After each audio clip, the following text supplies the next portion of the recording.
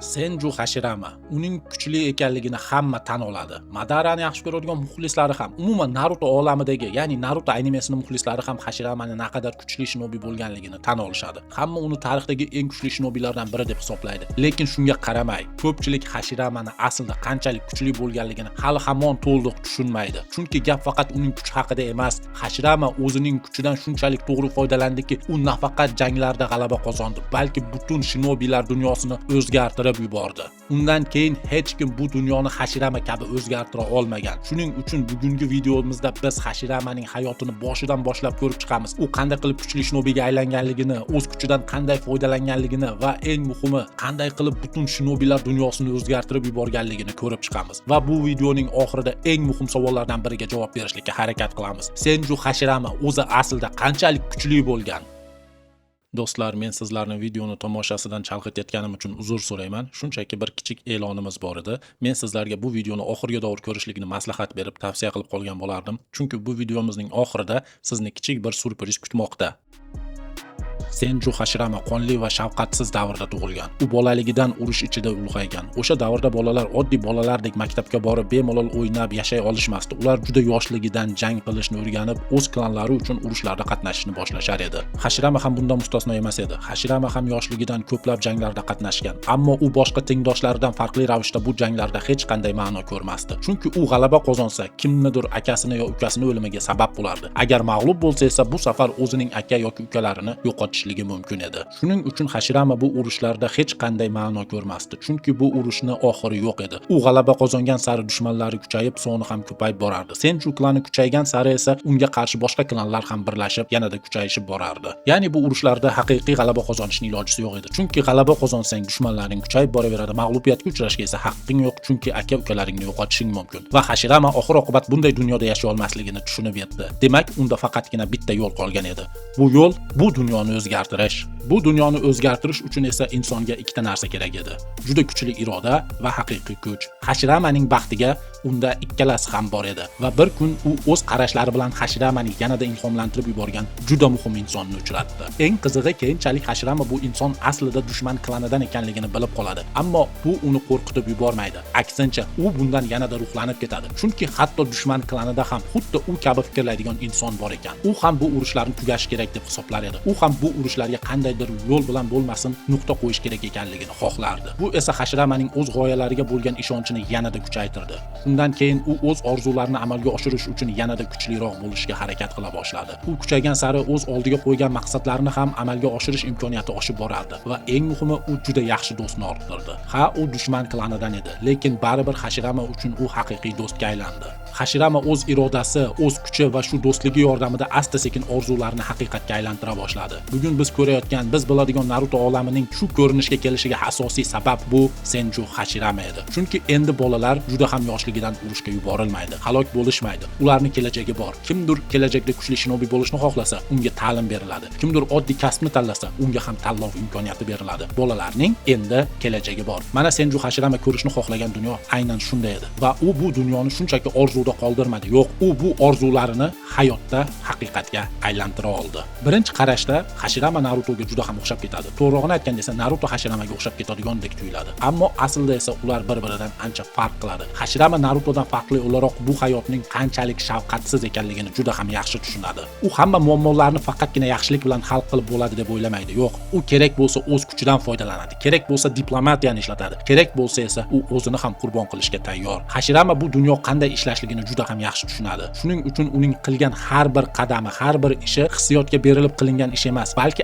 aniq maqsad sari qo'yilgan qadam. Uning eng katta kuchi faqatgina chakrasida yoki texnikalarida emas. Uning eng katta kuchi bu dunyoni qanday ishlashligini tushunishligida va u bu dunyoni qanday ishlashligini tushunishligi sababli u bu dunyoni qanday qilib o'zgartirishlik yo'lini ham topa oldi. Ana endi uning kuchi haqida gaplashadigan vaqt keldi. Chunki bu dunyoni o'zgartirish uchun faqatgina yaxshi niyatning o'zi yetarli emas. Buning uchun nihoyatda katta kuch kerak va Hashiramada bu kuch bor edi. Ammo uning kuchi haqida gap ketganda ko'pchilik hali hamon uning aslida naqadar kuchli bo'lganligini to'liq tushunmaydi. Hatto ba'zilar kuchli shinobilar reytingini tuzayotganda Hashiramani kuchli 10 talik ichiga ham kiritishmaydi. To'g'risini aytganda bu meni bir oz hayron qoldiradi. Chunki Senju Hashirama bu Naruto olamidagi Gojo Satoru desak ham bo'laveradi. Hozir men sizga buni tushuntirib berishlikka urinib ko'raman. Nima uchun Senju Hashirama bu Naruto olamidagi Gojo Satoru? Siz so'rashingiz mumkin. Qanday qilib Gojo Satoruni Hashirama bilan solishtirish mumkin? Axir Gojo o'z olamidagi eng kuchli qahramon-ku. Hashirama esa shunchaki kuchli shinobilardan biri emasmi deb. Yo'q, aynan shu yerda siz adashasiz. Senju Hashirama Naruto olamidagi Gojo Satoru. Gojo Satoruni Gojo Satoru qiladigan ikkita texnikasi bor. Bu texnikaga ega bo'lgan insonlar necha yuz yildadir bir tug'iladi. Hatto Gojo Satoruga davr bo'lgan, ya'ni bu texnikalarga ega bo'lgan odam 400 yil oldin yashagan. Ya'ni har 400 yilda desak ham bo'laveradi. Men olti ko'z va cheksizlik texnikasi haqida gapiryapman. Bu texnikalar shu darajada noyobki, shu sababli Gojo Satoru bu texnikalar bilan tug'ilishining o'ziyoq uni eng kuchlilardan biriga aylantirgan. Keyinchalik esa uni eng kuchli jodugar darajasiga doğru olib chiqqan. Hashiramada bunday texnikalar bormi deb so'rashingiz mumkin. Men sizga ha, bor deb aytaman. Olti ko'z beradigan narsa bu deyarli tugab bo'lmas la'nat energiyasi. Senju Hashirama bo'lsa shunchaki cheksiz chakra bilan tug'ilgan. Uning chakrasining miqdori shu darajada ko'p ediki, uni boshqa shinobilar bilan solishtirishning o'ziyoq ahmoqlik. Hatto o'sha 9 dumlik, 8 dumlik bijularning chakrasini odamga qo'yib olib kelsangiz ham, u odamning chakrasi Senju Hashiramanikidan ko'ra ozroq bo'lib qolaveradi. Va Hashirama Naruto olamidagi eng noyob texnika bilan tug'ilgan. Bu makaton, ya'ni yog'och uslubi. Bu texnika egalari Hashiramaga qadar bo'lmagan. Hashiramadan keyin esa bu texnikaga ega bo'lganlar o'zlarining noyob tug'ma texnikasi emas, Hashirama hujayralari bilan o'tkazilgan tajribalar orqali bu kuchga ega bo'lishgan. Ya'ni ular tug'ma bu qobiliyatga ega bo'lishmagan va ular bu qobiliyatni Hashirama kabi kuchli ishlata olishmagan. Siz aytishingiz mumkin, yo'q, Ashura bor-ku, u ham makatonga ega bo'lgan deb. Yo'q aziz do'stlar, hatto Ashura ham makaton texnikasidan foydalanmagan. Bu filler. Originalni mangada, kanonda bo'lsa Ashura hech qachon makatondan foydalanmagan. Ya'ni makatondan faqatgina Hashirama foydalangan. Va biz bilamizki, makaton bu Naruto olamidagi eng noyob texnika va eng kuchli texnikalardan biri. Mana shuning uchun Senju Hashirama Naruto olamidagi Gojo Satoru deb bemalol aytsam ham bo'laveradi. Siz yo'q, Gojo Satoruning o'z davrida unga munosib raqibi bo'lmagan, u o'z raqiblaridan bir necha pog'ona kuchli bo'lgan. Hech kim unga haqiqiy tengma-teng jangda bir oz bo'lsa ham qarshilik ko'rsata olmagan deb aytishingiz mumkin. Hashiramada bo'lsa uning raqibi bo'lgan Uchiha Madara. Siz aytasiz yana, ha, Uchiha Madara Hashiramadan ko'ra kuchsizroq bo'lgan, lekin ular kuch borasida deyarli teng deb. Ammo lekin men bu so'zlarga umuman qo'shilmayman. Chunki Hashirama Madaradan ko'ra anchagina kuchliroq. U doim Madaradan bir necha pog'ona baland yurgan. O'zingiz bir o'ylab ko'ring, Uchiha Madara Hashirama bilan shunchaki kuch borasida tenglashish uchun 9 dumli bijuni o'ziga bo'ysundirib, uning chakrasidan foydalanishlikka majbur bo'lgan. Lekin shunga qaramay Hashirama uni juda oson yengib qo'yadi, o'sha bijusiga qo'shib. Ya'ni Uchiha Madara va unga biju chakrasi qo'shilgan holatida ham Hashiramaga teng bo'lmagan. Bu degani Hashirama Uchiha Madaradan doim bir necha pog'ona baland bo'lgan degani. Endi esa Hashiramaning eng kuchli texnikalariga to'xtalib o'tamiz. Chunki Hashiramaning kuchi faqatgina uning cheksiz chakrasida emas, uning texnikalari ham bir-biridan kuchli. Ba'zi bir texnikalari esa hatto biju darajasida, ba'zi birlari esa hatto biju darajasidan ham baland. Masalan, uning mashhur qobiliyatlaridan biri Mokoton Jokaikoton, ya'ni ulkan o'rmon yaratish texnikasi. Hashirama bir zumda ulkan o'rmonni hosil qilib, butun jang maydonini o'zgartirib yubora oladi. Bu oddiy daraxtlar emas, Hashirama yaratgan bu daraxtlar raqibni ushlab turishi, ularning harakatlarini cheklashi mumkin va hatto zaharlashi ham mumkin.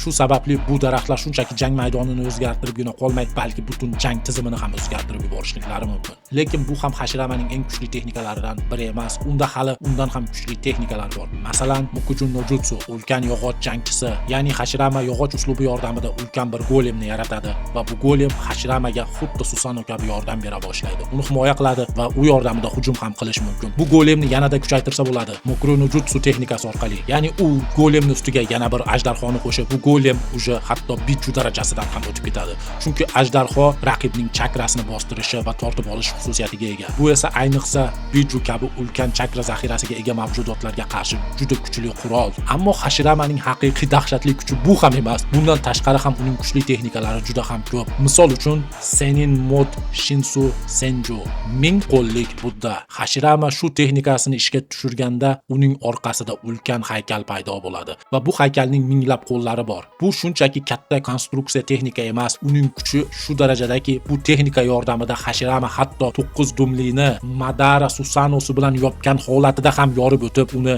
yenga oldi. Va bilasizmi, eng qizig'i nimada? Bu ham hali hammasi emas. Bu ham Hashiramani noyobligining oxiri emas. Hashirama shu qadar noyob shinobi ediki, u hech kimning yordamisiz o'zigina rejim Achelnikani o'rganib oldi. U buning uchun hech qayerda maxsus mashg'ulotlardan o'tmagan. Naruto, Minato yoki Jiraiya kabi Muboku tog'ida mashq qilmagan. Orochimaru yoki Kabuto kabi Ruchu g'orida ham mashq qilmagan. Yo'q, Hashirama buni o'zi o'rganib olgan. Buning asosiy sababi esa Mokoton, ya'ni Hashiramaning noyob texnikasi. Yog'och uslubi yordamida Hashirama shunchaki oddiygina daraxt yaratmaydi. Yo'q, u o'z chakrasidan tirik tabiat, daraxtlarni va butun o'rmonlarni yarata oladi. Bunday kuchni boshqarish uchun esa Hashiramaga tabiatning hayotiy kuchini juda ham nozik darajada tushunishligi kerak edi. Va Hashirama buni juda ham nozik darajada tushunar edi. Va aynan shu sababli u hech kimning yordamisiz o'zi rejim Achelnikani o'rgana oldi. Va eng qizig'i shundaki, aziz do'stlar, biz hali hanuz faqatgina Hashiramaning o'zining tug'ma kuchlari haqida gaplashyapmiz. Hech qanday bichularsiz, hech qanday birovlarning texnikalarsiz, hech qanday birovlarning ko'zlarisiz, faqatgina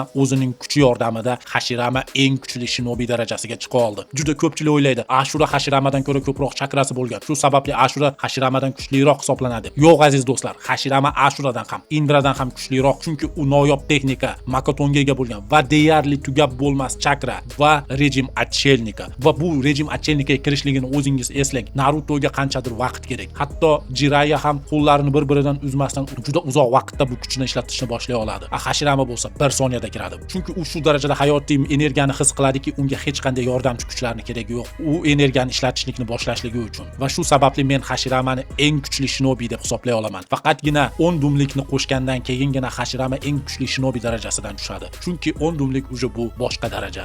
Xolis qaraydigan bo'lsak, Hashirama eng kuchli shinobi. Mana o'zi aslida Senju Hashirama qanchalik kuchli va noyob shinobi bo'lgan.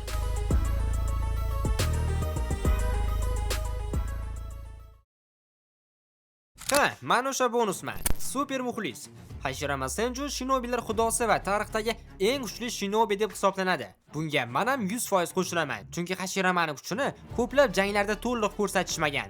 Masalan, birinchi mavsumda Orochimaru Edo Tensei orqali Hashiramani tiriltirganida, u Tobirama bilan birgalikda Hiruzenni yenga olmadi. Ammo 4-jahon shinobilar urushida uni biroz takomillashtirilgan Edo Tensei orqali qaytadan tiriltirishganida, baribir o'zini 20% potensialini ham ko'rsata olmadi. Buning asosiy sababi Edo Tensei mukammal tiriltirish emas. Orochimaru chaqirgan Hashirama uning tirikligidagi prime holati emasdi. Shuning uchun uning chakra zaxirasi, jismoniy imkoniyatlari va umuman jangovar salohiyati asl darajasiga umuman yaqin kela olmaydi. Hashiramaning o'zi esa Senju klanining ulkan hayotiy kuchi va chakra zaxirasiga ega edi. U tasavvur qilib bo'lmas darajadagi kuchli jutsularni bajara oladi. Menimcha hech kimda uniki kabi tabiiy o'zini bunchalik ko'p chakra zaxirasi bo'lmasa kerak. Buning ustiga u sage modni, ya'ni donishmandlik san'atini egallagan va tabiat chakrasidan foydalanib, kuchini yana ham yuqoriga ko'tara oladi. Hashiramani bor kuchini bizga eng yaxshi ko'rsatib bergan janglardan biri bu Madara bilan jangi. Madara Kuramani o'z tomoniga qo'shib, Susano bilan birlashtirgan bo'lsa ham, Hashiramani mag'lub eta olmadi. Madarani o'zi ham shunchaki Jonin yoki Kage darajasidagi shinobi emas. Uni qayta tirilgan, to'liq kuchi bo'lmagan versiyasi ham 4-jahon urushida birorta shinobini, birorta Kageni xuddi ko'rmagandek majaqlab tashadi. Hashirama esa Madarani prime holatida Kuramaga qo'shib yengan. Demak, raqibida Kurama yoki Mangyuki kuchi bo'lganiga qaramay, Hashirama ustun keladi. Shuning uchun shinobilar xudosi degan nom shunchaki maqtov emas. Hashirama oddiygina kuchli shinobilardan biri emas. U o'z davrini va o'zidan keyingilarning eng cho'qqisi. Va albatta istayotganidek cheat kodlarni va bijularni hisobga olmaganda. Men super muxlisman va bu meni Hashirama haqidagi qisqacha shaxsiy fikrlarim edi. Videoga taklif uchun Istiga kattagan rahmat.